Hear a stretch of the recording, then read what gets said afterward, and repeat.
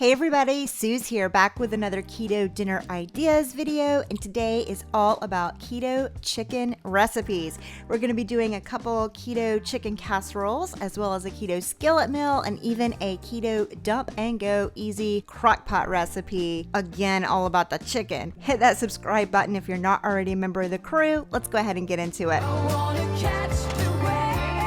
First up, we tried this keto kitchen sink casserole from How to Do This and That. As always, I'll link the original recipe down below. So to get started, saucepan medium heat. I have 1/3 of a cup of butter. We're just gonna melt that. Then we're adding in 1 cup of just regular white mushrooms. I took sliced mushrooms and then chopped them a little. I don't like mushrooms, but my husband does, so we're putting them in here to follow her recipe to the T. To that, I'm adding in 1/2 cup of diced green bell pepper, as well as 1/2 cup of diced red onion. And here in this dish, I have some bacon that I pre-prepped. It's about 8 slices of fried and crumbled bacon. I just did a big batch in the oven, and I'm adding that to our saucepan. And then I'm just gonna get in here with my spoon, break that bacon apart, and kind of stir this all until everything is nice and coated and has sauteed for just a few minutes. Now, because I'm trying to follow her recipe as closely as I can, I'm gonna do something I've never done in a recipe in my life, and that is add 2 teaspoons of xanthan gum to a dish. I usually only use like 1/2 teaspoon of xanthan gum tops in something, but I went ahead and did it how she said and added 2 teaspoons of xanthan gum, and we'll see how that turns out. And I'm just tossing that around to make sure everything's fully coated with it. And then I'm gonna pour in 1 cup of heavy whipping cream, and I'm still over medium heat, and we're just gonna stir this in together continuously, letting it cook for about 3 minutes, she said, but I will tell you that all of that xanthan gum made this thicken up in like less than 1 minute flat. I mean, it got really thick really quickly. I'm letting you see this kind of in real time, how thick this actually got. And it's good to keep all of your veggies together in a cream mixture, but sometimes when I cook with xanthan gum, it leaves like too much of a silky texture in my mouth, if you know what I mean. So I was a little worried about that, but my husband said it tasted great and turned out well in the end. So after it did thicken that much, I went ahead and cut the heat off on it and added a teaspoon of sea salt and a teaspoon of ground black pepper, which again, I usually add less than that, but went ahead with her original recipe as much as we could. And I'm just stirring that in until it's nice and combined. And then I'm just gonna take this off the burner and we're gonna get started on assembling our casserole. You can see how thick it is there. So for that, I just have, I think this is maybe a 2-quart casserole dish, and I have a 12-ounce bag of cauliflower florets. They were frozen. I thawed them, and I'm just gonna add 1/2 of those to the bottom of our casserole dish. And then she calls for 1 cup of cooked chicken. I'm gonna use a pound package of these grilled chicken strips. I always buy these at Costco. They have 0 carbs in them. They are so flavorful, and I always just buy them. They come in to like attached containers, 2 pounds worth, and I always stick them in the freezer to have on hand to make keto cooking easier. And I'm gonna add all of those right on top of this cauliflower. And you could chop them. If you don't use pre-cooked chicken, you can just dice up some baked chicken. Here I have 1 cup of mozzarella cheese shredded and 1 cup of shredded sharp cheddar, and we're gonna add 1/2 of each of those right on top. So 1/2 cup of mozzarella, 1/2 cup of sharp cheddar, and then we're gonna take our veggie cream mixture and spoon 1/2 of that right on top. And you can see here how nice and easy it spreads. And you can kind of get more of an idea of the texture of it as well. Now, after we have that all spread out, we're gonna add the other 1/2 of our cauliflower florets, which isn't very much, and then top it with the remainder of the mozzarella cheese and the remainder of the shredded cheese. And I thought this was interesting that she didn't put that cheese on top, but again, we went ahead and went with it. And then we're gonna add the very last bit of our veggie cream mixture right on top of that, and again, it spreads out nice and easily over it. And 1 teaspoon seems to be the magic number for this recipe, so we're gonna sprinkle the top with 1 teaspoon of paprika and 1 teaspoon of garlic powder. And I hate to keep saying I was skeptical, but I really was, because I would normally always mix my garlic powder in. But we did it the way the recipe called for. Topped it with a little shake of grated Parmesan cheese. And then our oven is set to 350 and I popped the whole thing in there for 40 minutes. Here's what it looks like when it comes out. Let me tell you, even while I was assembling this, how awesome it smelled. And I don't like mushrooms, but I did go ahead and pick around them to taste this as well, and the flavor is out of this world. Here it is plated up. The flavor is just excellent on this recipe. Of course, I only tasted 1 fork full because I absolutely detest mushrooms and I had to really pick around to even do that. I asked my husband about the texture. I still found the texture a little, like, I could tell it has xanthan gum in it. My husband said the texture didn't bother him at all, but if you're someone that has cooked with xanthan gum in the past, you know what I'm talking about when I say that about the texture. So I would probably decrease it and try just a teaspoon tops of xanthan gum if I make this recipe again, and just see how that would work, because I think it would still be good. But he loved it just as is. Next up, super easy keto skillet meal. This is from the girl who ate everything. I'll link her recipe down below. I did adapt it to make it lower carb. So in our skillet, we went ahead and melted over medium heat 4 tablespoons of butter. She adds a whole cup of onion. I wanted to make it lower carb, as I said, so I just added a half a cup of yellow onion. We're stirring that around and just cooking that for a few minutes in our butter till it's soft. Here I have 1.5 pounds of diced up raw chicken. 2 large chicken breasts was pretty much exactly what I needed to get that measurement, and I'm just gonna add that right into our skillet as well. And to make things easier, I'm gonna just spread it out and then add our salt and pepper to it. So I'm doing just 1/4 teaspoon sea salt and 1/4 teaspoon ground black pepper. And then we're gonna add 2 teaspoons of just an Italian seasoning blend right on top of that. And then I'm just cooking and tossing this chicken around for, I think I probably did mine about 10 minutes, just to make sure that the chicken was cooked all the way through.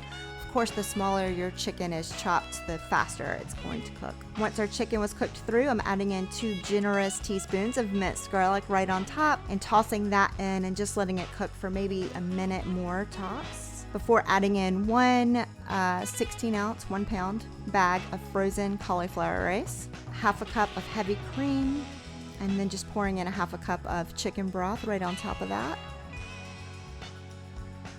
And I'm gonna stir from the bottom to mix this in nicely with our chicken. And then I'm also taking my spoon and breaking apart any of those frozen clumps of cauliflower rice. And she simmers hers for 10 minutes to reduce the liquid. I had to cook mine for about 20 minutes total to reduce my liquid. Again, just cook it until it gets to the texture that you like. And once it is to the texture that you like, go ahead and add in 1/2 cup of grated Parmesan cheese.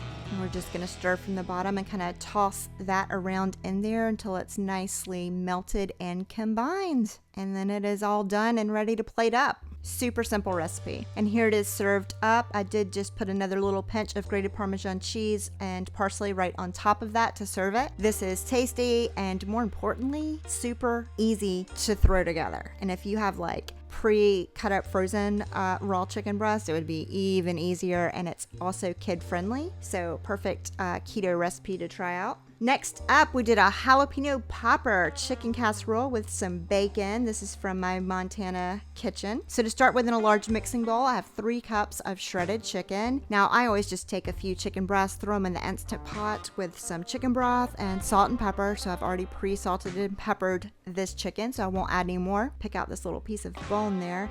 And then I always use an electric mixer to make shredding super easy. Now, on top of that, I'm adding just shy of 1/2 cup of minced jalapenos. I just used the jarred sliced ones, ran some through my processor, and we're putting those in. I'm also taking a whole block of cream cheese, 8 ounces, and I did leave this sitting out for most of the day to get super, super soft. And we're just gonna plop that in there. And the original recipe linked down below uses 1/2 cup mayonnaise. That just sounded gross to me. So I'm adding 1/2 cup of full fat sour cream instead, along with 2 teaspoons of garlic powder and 2 teaspoons of onion powder. And then I'm just gonna take my spoon and start mashing and spreading that cream cheese around and getting this all nice and mixed together evenly. And the softer your cream cheese is, the easier this part goes. Once I've got it evenly mixed, I'm grabbing a 9 by 13 casserole dish and a little silicone spatula, and I'm just going to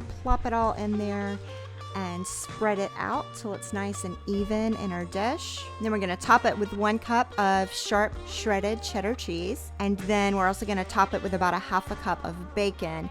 Now she says you can use just like the real bacon bits, bacon pieces. I took a second little batch of bacon and we cooked it in the oven as well, and then instead of letting it cook until it was all the way crispy, I let it cook until it was just kind of halfway. As you can see here, that texture where you can't really crumble it, you have to break it apart, and that way it won't burn in the oven. It'll just get all the way crisp while we're cooking this. And then mostly for presentation's sake, and the recipe says you can add an additional 1/2 cup of sliced jalapenos. I'm not, but I am adding a few on top, several.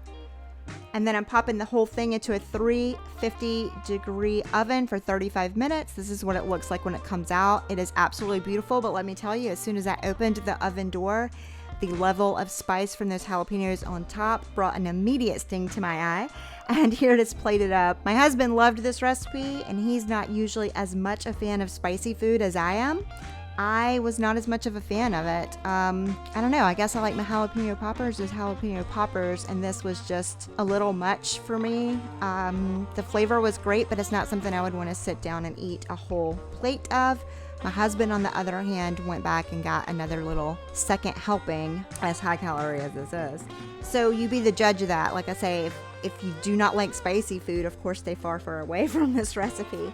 Last up, this might have been my favorite recipe of the week. Just super simple, dump and go keto chicken crock pot meal. This is heavily adapted from a recipe that I will link down below, but I took a large crock pot, 3 large chicken breasts, put them in there. To make things easy, I'm using a 12-ounce frozen bag of chopped spinach, dumped that right on top. Dumped in 1 bell pepper that I roughly chopped. You can make your life easier and probably get it cheaper to use frozen bell pepper as well. Instead of using fresh tomatoes, I just used 1 can, 14.5 ounce can of petite diced tomatoes that were no sugar added or anything like that. Poured 2 cups of chicken broth right on top of that. Plopped in 2 teaspoons of minced garlic on top of that. 2 tablespoons of butter. 1 teaspoon of dried oregano, a teaspoon of dried basil, and then I went in and added a 1/2 teaspoon of sea salt and a 1/2 teaspoon of ground black pepper, and that's it. Just dumped it all in.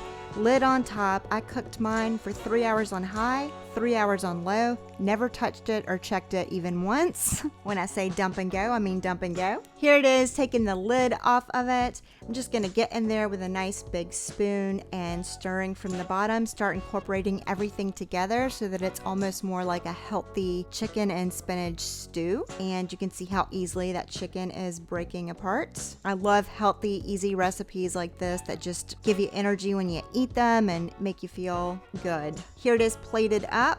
Super easy and simple, stores and reheats well, and is really affordable recipe to throw together as well if you're looking for like a keto budget recipe. So there you go. I hope you enjoyed this week's keto dinner ideas, all about the keto chicken recipes. If you have any low carb meal suggestions you'd like to see us do, go ahead and comment those down below.